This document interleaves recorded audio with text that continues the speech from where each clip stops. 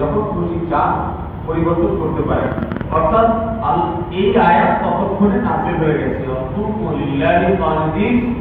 আল্লাহ তাআলা এই আয়াতের মাধ্যমে নির্দেশ দিয়েছেন যে নামাজ শুধুমাত্র এক আল্লাহ তাআলার ইবাদত এবং নামাজের মধ্যে যে সমস্ত সূরা, কিরাত, তাসবিহ, তাহলিল নির্দিষ্ট এর বাইরে কোনো কথাবার্তা নামাজে বলা যাবে না। এই যদিও বাহ্যিকভাবে আমরা দেখতেছি যে শুধু বলছে যে আদবের সাথে দাঁড়ায় থাকেন, এখানে আল্লাহ তাআলা নামাজে কথাবার্তা এবং দুনিয়াতে অন্য সকল কাজ কাম করা হারাম করেছেন, যে নামাজের মধ্যে আর কোনো কাজ করা যাবে না।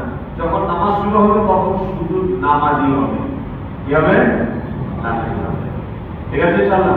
এখন দেখেন আমাদের আল্লাহ ইল্লা মাশাআল্লাহ, আমরা তো নামাজে যারা আসি আল্লাহর ভয়ের সাথে আল্লাহর সামনে দাঁড়ানোর কথা বলছে।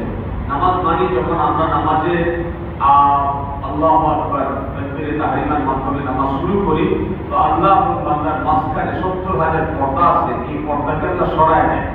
বান্দা আর আল্লাহ সরাসরি হয়ে যায়। বান্দা আর আল্লাহ সরাসরি হয়ে যায়। বান্দা যখন নামাজে দাঁড়ায় তেলাওয়াত করতে থাকে, তো প্রত্যেক হরফে 100 নেকি হতে থাকে, 100 নেকি হতে থাকে এবং রহমত, আল্লাহর রহমত বান্দার উপরে বৃষ্টির মতো বর্ষণ হতে থাকে, বৃষ্টির মতো বর্ষণ হতে থাকে এবং আল্লাহ বান্দার সাথে কথোপকথন করে। তো আপনি আল্লাহর সামনে দাঁড়াইছেন, আল্লাহর সাথে আল্লাহ আপনার সাথে কথা বলতেছে, তখন কি আপনি মনোযোগী থাকবেন না আপনি অন্যদিকে মন দিবেন? আমাদের অনেক ভাই অভিযোগ করে, হুজুর নামাজে দাঁড়াইলে দোকানের কথা মনে পড়ে, এই সংসারের কথা মনে পড়ে, অমুকের কথা মনে পড়ে, অমুকের কথা মনে পড়ে। এর কারণ হলো নামাজে যে আমরা আল্লাহর সামনে দাঁড়াইছি এই অনুভূতিটা আমাদের তখন না থাকার কারণে আমরা অন্যের দিকে মগ্ন হয়ে গেছি। কি বলেন? আমরা যদি দেশের প্রধানমন্ত্রীর সাথে দেখা করতে যাই, তখন তার সাথে দেখা করা অবস্থায় কি আমরা টেলিফোনে কথা বলি? অথবা প্রধানমন্ত্রী অথবা রাষ্ট্রপতি আমার সাথে কথা বলা অবস্থায় কি আমি আরেক দিকে তাকাইতে থাকি?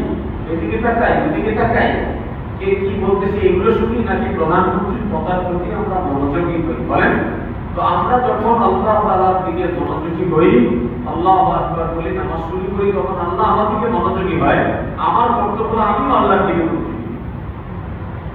হ্যাঁ, এই জন্য বলে যে নামাজ তুমি যদি চাও